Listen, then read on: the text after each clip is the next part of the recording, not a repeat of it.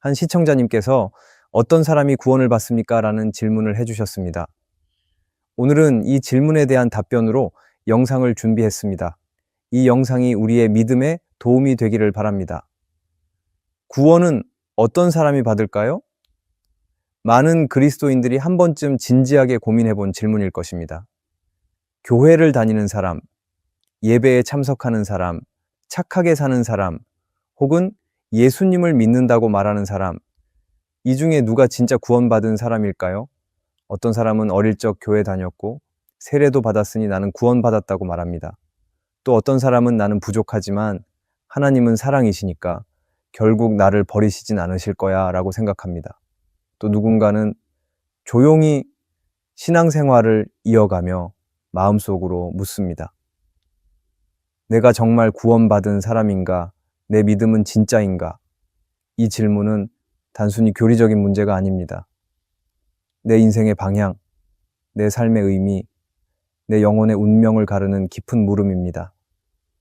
겉으로는 잘 믿는 것처럼 보여도 마음 깊은 곳에서 확신이 없다면 그 신앙은 쉽게 흔들리게 됩니다. 그래서 어떤 사람은 확신을 붙들기 위해 애쓰고 또 어떤 사람은 자신을 자책하며 두려움에 사로잡히기도 합니다. 우리 모두는 하나님 앞에서 구원받은 자로 서기를 원합니다. 하지만 구원은 단순히 종교적인 행위나 형식으로 보장되는 것이 아닙니다. 내가 뭘 했는지가 아니라 하나님 앞에서 내 믿음이 어떤 것이었는지가 더 중요합니다. 그 믿음이 말에만 머물렀는지 아니면 내 삶을 바꾸는 힘이었는지는 결국 하나님께서 아십니다. 오늘 이 말씀을 통해 누가 구원받는 사람인지, 예수님을 믿는다는 고백이 어떤 의미를 가지는지, 그리고 하나님께서 마지막 날에 어떻게 우리의 믿음을 보시는지를 함께 생각해 보려 합니다. 우리의 믿음을 정직하게 돌아보고 하나님 앞에서 흔들림 없이 설 수 있는 은혜를 함께 구하는 시간이 되기를 바랍니다. 첫째, 고백은 믿음의 시작입니다. 구원에 대해 생각할 때 많은 사람들이 가장 먼저 떠올리는 것은 예수님을 믿는다고 입으로 고백하는 일입니다. 실제로 많은 사람들이 이렇게 말합니다. 나는 예수님을 믿는다고 말했고 세례도 받았으니 구원받았다. 물론 입으로 고백하는 일은 분명히 중요합니다. 하나님께서도 우리의 고백을 소중하게 여기십니다. 예수님께서는 마태복음 10장에서 누구든지 사람 앞에서 나를 시인하면 나도 하늘에 계신 내 아버지 앞에서 그를 시인하겠다고 말씀하셨습니다. 그리고 사도행전 16장에서 간수가 어떻게 해야 구원을 받을 수 있느냐고 물었을 때 바울은 주 예수를 믿으라 그리하면 너와 네 집이 구원을 받는다고 말했습니다. 고백은 구원의 문을 여는 중요한 시작입니다. 그런데 어떤 사람들은 이 고백만으로 구원이 완성되었다고 생각합니다. 마음으로는 믿지 않으면서도 한번 예수님을 믿는다고 말했기 때문에 구원은 끝났다고 여기는 것입니다. 하지만 성경은 그렇게 말하지 않습니다. 로마서 10장 9절에서는 이렇게 말씀합니다. 네가 만일 내 입으로 예수를 주로 시인하며 또 하나님께서 그를 죽은 자 가운데서 살리신 것을 네 마음에 믿으면 구원을 받으리라. 성경은 입으로 예수님을 고백하는 것과 함께 마음으로 믿는 것이 있어야 구원이 이루어진다고 말합니다. 물론 입술의 고백은 중요합니다. 하지만 입술로 예수님을 말하는 것만으로는 충분하지 않습니다. 하나님은 우리의 말뿐 아니라 마음도 보시는 분입니다. 예수님을 마음으로 믿는다는 것은 단지 그분이 계시다는 것을 아는 것이 아니라 그분이 나의 죄를 대신해 죽으셨고 다시 살아나셨으며 지금도 나를 다스리시는 분이라는 것을 받아들이는 것입니다. 그리고 이 믿음은 마음속에만 머무르지 않고 삶의 모습으로도 나타나야 합니다. 요한복음 3장 36절에서는 아들을 믿는 사람은 영생을 얻지만 아들을 순종하지 않는 사람은 영생을 보지 못한다고 말합니다. 성경은 진짜 믿음은 반드시 삶에서 드러나야 한다고 말합니다. 또 마태복음 7장 21절에서 예수님은 나더러 주여 주여 하는 사람마다 천국에 들어가는 것이 아니라 하나님의 뜻대로 사는 사람이 들어간다고 말씀하십니다. 성경은 말로 주님을 부르는 것만으로는 충분하지 않고 그 고백이 실제 삶에서 이어져야 한다는 것을 말합니다. 결국 구원은 입술의 고백에서 시작되지만 마음의 믿음이 함께 있어야 합니다. 하나님은 우리가 말한 고백만 보시는 것이 아니라 그 고백이 진짜인지 내 마음과 삶이 그 고백을 따라가고 있는지를 보십니다. 그래서 우리는 예수님을 믿는다는 고백이 지금도 내 안에서 살아있는 고백인지 진심으로 주님을 믿고 따르고 있는지를 늘 돌아보아야 합니다. 우리가 고백은 믿음의 끝이 아니라 시작이라는 것을 기억하기를 바랍니다. 둘째, 믿음으로 사는 것은 무엇인가입니다. 우리가 생각해 보아야 하는 것이 있습니다. 그것은 믿음으로 살아간다는 것이 무엇을 뜻하는가입니다. 단지 말로 믿는다고 고백하는 것을 넘어서 실제 삶에서 믿음으로 살아가는 것은 어떤 모습일까요? 믿음은 입으로만 하는 고백이 아니라 살아가는 방식에서도 나타나야 한다는 것은 알고 있지만 구체적으로 믿음으로 살아간다는 것은 무엇일까요? 그것은 바로 예수님을 닮아가는 삶의 과정을 뜻합니다. 우리가 하나님을 믿는다고 고백한 순간부터 우리의 삶은 조금씩 달라지기 시작합니다. 모든 것이 단번에 바뀌지는 않지만 예수님을 따르고 싶은 마음이 생기고 잘못된 길을 피하고 싶은 마음이 생기며 하나님이 기뻐하시는 삶을 살고 싶다는 바람이 마음속에서 자라나게 됩니다. 물론 우리는 때때로 거룩하지 못한 모습을 보일 수 있고 죄를 짓기도 합니다. 하지만 믿음이 있는 사람은 그런 자신의 연약함에 낙심하면서도 하나님을 놓지 않습니다. 내가 하나님 없이는 살 수 없는 존재라는 걸 알기에 오히려 더 하나님께 매달리게 됩니다. 그리고 믿음이 있는 사람은 말로만 하나님을 믿는다고 하지 않습니다. 입술의 고백이 끝이 아니라 그 고백대로 살아가기를 바라며 삶 속에서도 하나님을 바라보려 노력합니다. 예수님께서는 나무와 열매에 비유해 말씀하셨습니다. 좋은 나무는 좋은 열매를 맺고 나쁜 나무는 나쁜 열매를 맺는다고 하셨습니다. 교회 안에는 다양한 사람들이 있습니다. 겉으로 보기에는 비슷해 보일지라도 그 사람이 어떤 나무인지, 진짜 믿음이 있는 사람인지는 결국 삶의 열매를 보면 알 수 있습니다. 우리가 가져야 할 믿음은 크고 대단한 것이 아닙니다. 누군가를 용서하려는 마음, 작은 순종, 내 욕심을 내려놓고 다른 사람을 먼저 생각하는 태도, 이처럼 작아 보이는 변화들이 모여 우리를 점점 예수님을 닮은 사람으로 이끌어 갑니다.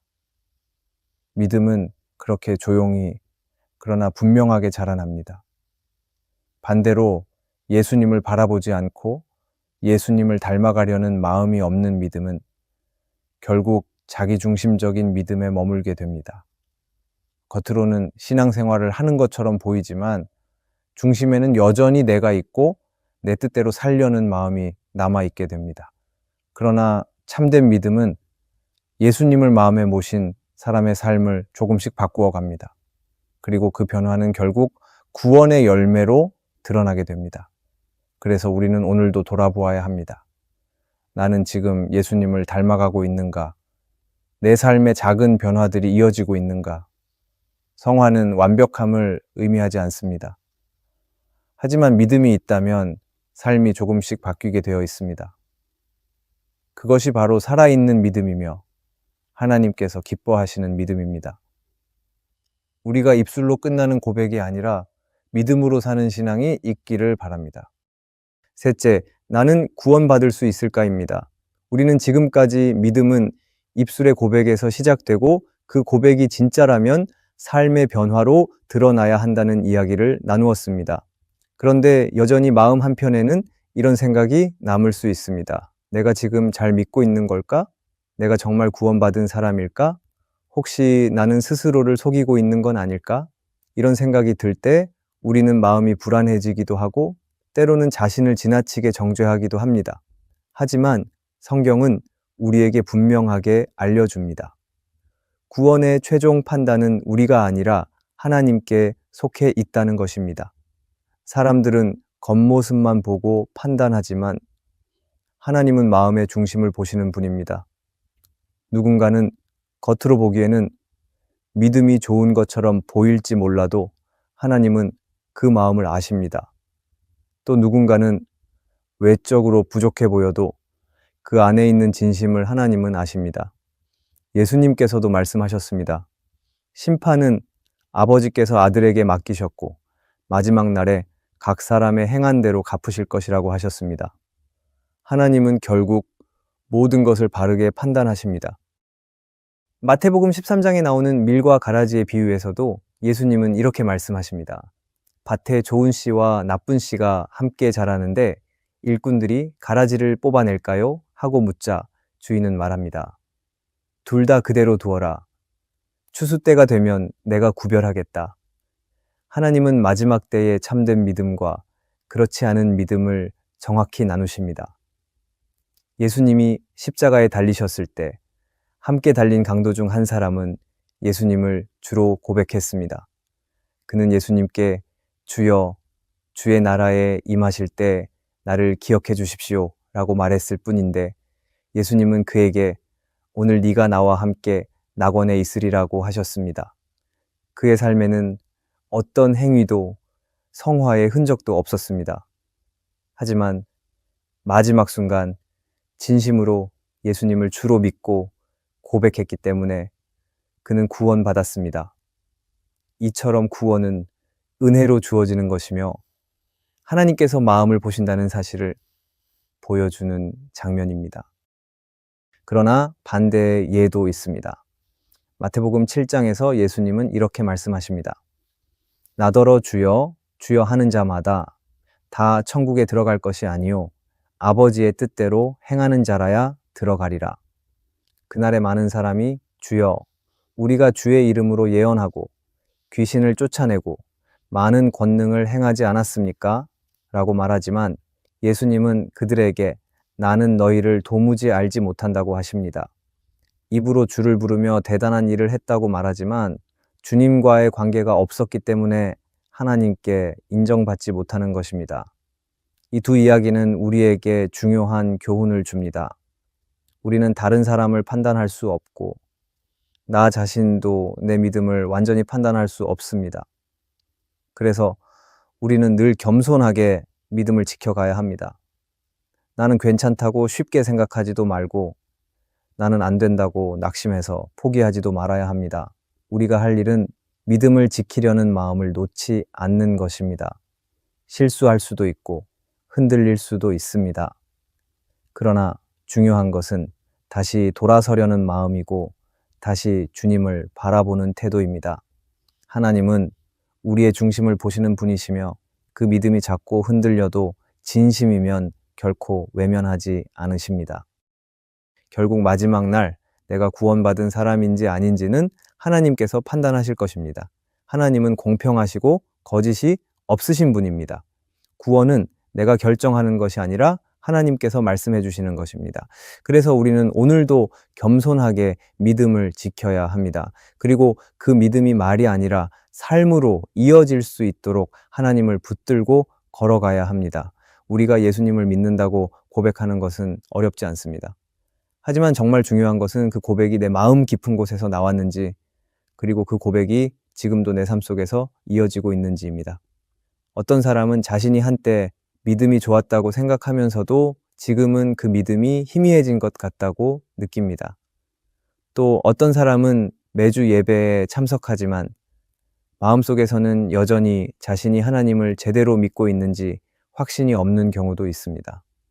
존 스토트는 기독교의 기본 진리에서 이렇게 말했습니다. 하나님은 우리가 한때 예수님을 받아들였다는 사실보다 지금 그분과 어떤 관계를 맺고 있는지를 더 중요하게 여기십니다. 하나님은 과거의 고백보다 지금 내 마음이 어디를 향하고 있는지를 보십니다. 우리는 완벽할 수 없고 완벽할 필요도 없습니다. 다만 예수님을 믿는다는 고백이 내 삶에 조금씩 흔적을 남기고 있는지를 바라보아야 합니다. 우리의 믿음은 눈에 보이지는 않지만 나의 선택과 말과 행동에서 조금씩 드러나기 때문입니다. 믿음은 입술의 고백으로 시작되지만 입술에서 끝나지 않아야 합니다.